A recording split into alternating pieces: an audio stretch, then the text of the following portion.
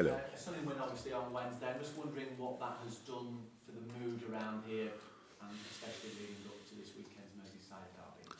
Oh, it's really good. Of course, it's like when you play a good football game. It's not that you leave it behind you an hour later or whatever. So it carries you through the week. Usually, that's how it is. But we all are long enough in the business to know that it's a good piece for in the all over preparation for the next game. But it's only a little piece. So it's like it's of course we know we can do things like that. We knew it before, and now we proved it again. And so we have to try everything to play a very, very similar game again, because we play against a really good side with they a side that will be really on their toes. How we can imagine it's a big one for us and for them as well. So and that's how we treat that game. We try to be perfectly prepared, and then play the best football we are able to play. And yet, while you've never lost a Merseyside derby, there's not a single member of your playing squad here that's lost a Merseyside derby either. So, how much does experience count in games like this? Oh, it helps, of course, but it's not. Yeah, the only thing what it tells you, less than 100%, and you will lose. So because I think we always had pretty good games. Last year, I remember we had a lot of lineup issues, had to change a lot. I think it was the last one there when we drew. We were completely in charge of the game until the last couple of minutes, and these last couple of minutes, Everton was close to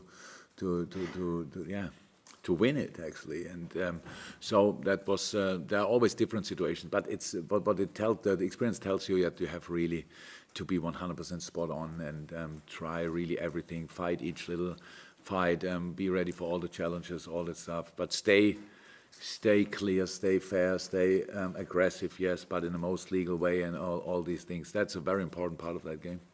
And just finally, for me at least, I'm just wondering how Roberto Firmino is, and given how much Divock Origi likes scoring against Everton, and how he's done well recently, what his chances are, or maybe what he has to do to be part of your strategy. He was out there in the running yesterday, but we have to see how he reacts. So yeah, I will see him now in a few minutes. Then again, first time since yesterday. He is very positive, but that's Bobby's nature as well. So we have to see. I don't see any other player having. Well, okay, we have maybe 2 or 3 more of them, but will even be in contention for that game after the little problem he had. So it looks really good, but if he will be ready for tomorrow, I don't know in a second. Yeah, when we talk about hostile atmosphere, there, is it the kind of atmosphere that brings the best out of your players? Hopefully, it was. We football players like that, and how I experienced now, it was always, of course, the two. The fans of Everton doesn't want us to win anything, and probably our fans, for them it's the same on the other side. So that's how it is. But in the game, it's only very emotional, very, very passionate, and all that stuff. And I hope it will be like that. That's how football should be. So there are other atmospheres in the Premier League where you think, wow, what are we playing for today? It's something special we don't know about. So that's where it's really against the opponent constantly, and where the people forget to support their own team. That's what I never really understand in football. But at Goodison, they really support their team, and so now let's go there and yes, and use the atmosphere, of course, because it will be loud, it will be wild, it will be everything, and we have to deliver that on the pitch as well. Well, we've spoken so much as well about the threat that your front three pose opposition teams. What about your full-backs in terms of their attacking prowess as well? Andy Robertson topping the charts for goals and chances created from defence, and Trent's delivery 3 assists on Wednesday night as well. Yeah, it's important. That's modern football. If you ask a young boy what was your favorite position, I don't think a lot of boys would say, I want to be a fullback.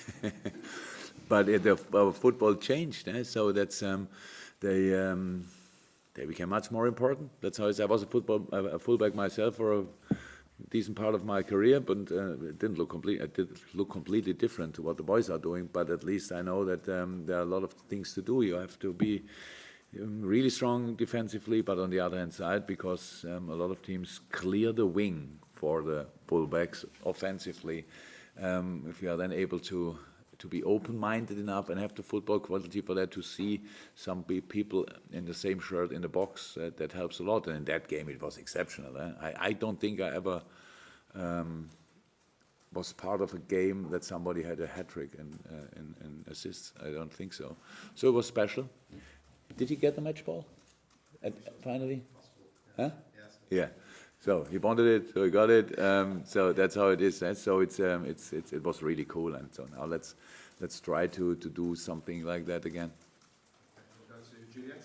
When you talk about the experience of players that you have, you take it game by game in this run-in, do you look to make changes, rotate, because of you've got this European game coming up next week? Oh, I don't think we make changes because it's not next week, it's a week after. Week after. Yeah, no problem. I would be really surprised. Oh, no problem. Move it a week. All good, all good. So we don't make a change, of course, changes because of that game. So it's a long time until then. No, we have to see. It's about the opponent. That's how we did it for this game. We made a couple of changes after the United game. It was really close. Sunday, Wednesday is pretty much the smallest break you can have between two games if it's not Christmas. So that's we try to use that. As long as the boys are really fit, or more fit than actually have to start, then we try to introduce fresh legs. We will see if we do that for tomorrow, for Sunday again. It's not, what is it, written in stone? So how do you say that? Yeah. So we have to see. I'm only thinking, or I'm only thinking this in my crazy world that I live in, but in a running that you're having, in the position you're on the table, you look at, for example, Jordan Henderson on the bench. Is it on Wednesday? Obviously, he played against Manchester United, but is it like everybody wants to be involved? How do they react to that now when you say to them, okay, I'm going to start you on the bench this time and play? They accept it. Yeah. I don't think they are happy. In this case now, it's how I know that Hendo played a lot of games this season, and then it was for a while was a little injury here, then problems there. But they all had. Millie had sometimes, and all the stuff. Chini had. They all had. Nabi had, so they had their problems. But the most important thing is to how will it fit for the next opponent in the different area. That's the first thing I think about, and then if more things than one could fit, then you start thinking who maybe needs rest or whatever, who is a little bit better in this or this. So that's what you think about. But Hendo plays a really, really good season, and so I told him he looked like not happy but completely okay. So because it was, I think in this situation it was especially important, because I don't tell players always before the game that they will not play. They realize it. They don't walk through the dressing room and say you don't play, you don't play, you don't play, or whatever. You see that on the training ground actually, and it's as a player of Liverpool, you know that you don't play all the games pretty much, and that's a normal situation. But because of the stories were made after, because of my reaction actually made after the United game, I thought it makes sense that I tell him it has nothing to do with that. Because there was nothing. So that's it. But no, I don't tell the players always before the training actually, if they play or not. In training they see it, and then that's it. I thought it was good enough to start the Yeah. Sorry. In terms of how the last derby finished and the impact it had on Everton's result, do you expect to be almost even more motivated, if possibly more motivated? Oh, yeah. I'm not sure if it's possible to be more motivated than they were that day, or we more motivated than we were that day, because it's just. But of course, the game, it was special. So we all know my celebration. I will not do it again. That's how it is, and not that it happened today. It was very surprising. The ball was out. Verge already was halfway out.